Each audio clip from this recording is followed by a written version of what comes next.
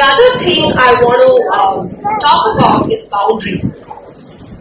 What are these boundaries? I mean, I think we adults have a lot to learn about the setting. But when it comes to children, if this potential that they already have needs to come out in a way that is for their well-being, we parents need to set some boundaries. And the way we can set it is first of all by observing the child, understanding what is the child's needs and how we can provide it in a form of a boundary. Like, what is it? What are the limits? Which is the limit that I can't cross? What can I do? What is okay? What is not okay?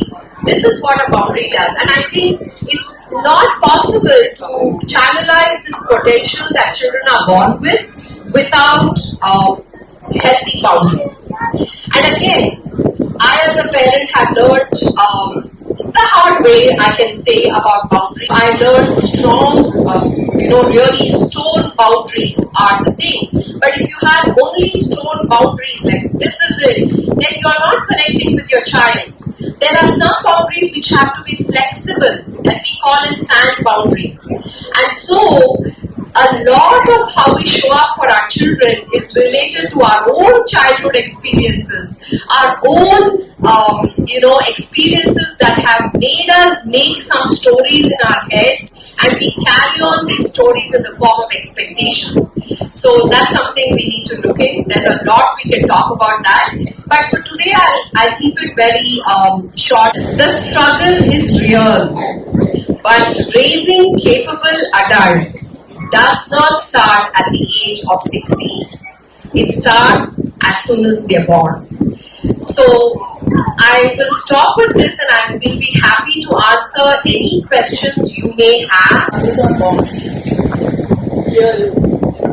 Okay, very nice question. So let's take a scenario where I'm assuming children here are between the ages of 2 and 6.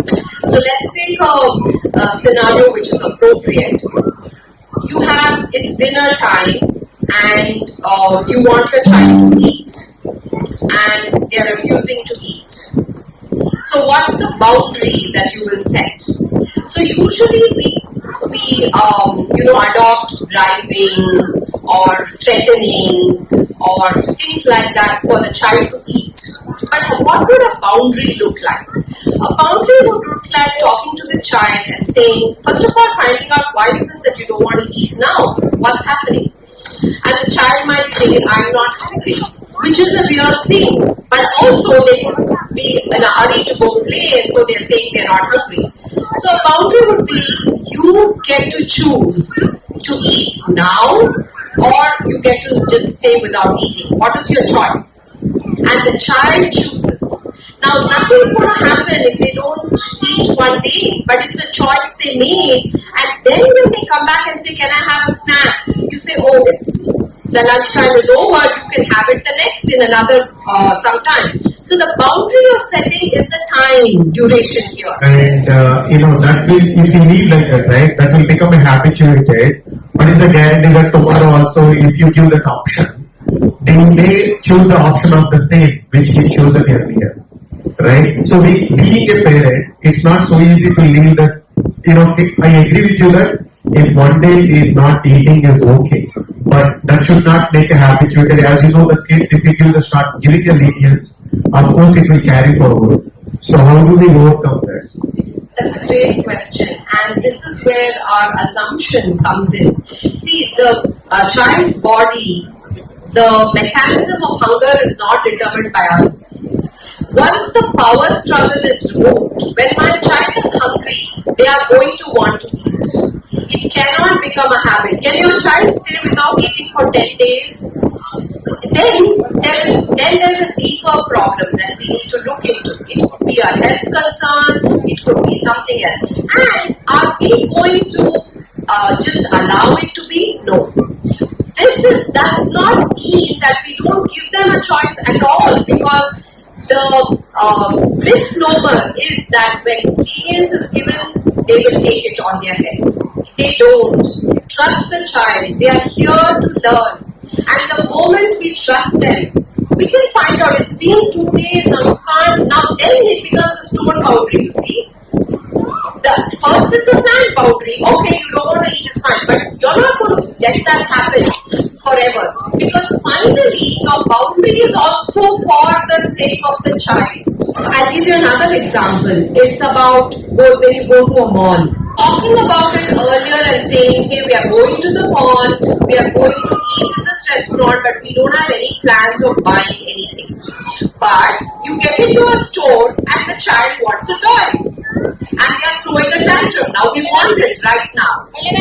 So that's where a boundary comes in. And the boundary is you're welcome to have this toy, maybe as a gift for your birthday, or maybe we'll come back in a week or two and buy it. But today, remember, we did not make a plan to buy it. Now, is the child going to listen to you ever readily and say, sure, let's go home? No, they are going to throw a tantrum. They are going to have a power struggle. But you hold your boundary and say, we either stay in the mall or we leave. But you don't give in. When you don't hold boundaries, see, setting boundaries is one aspect of it. Holding the boundary. And why is one not able to, why is a parent not able to set a boundary or hold a boundary? It goes back to our own childhood experiences. Maybe we've never learned to set a boundary. There are many, many adults who don't know how to set boundaries. But when you become a parent, you have no choice. You have got to learn how to set boundaries.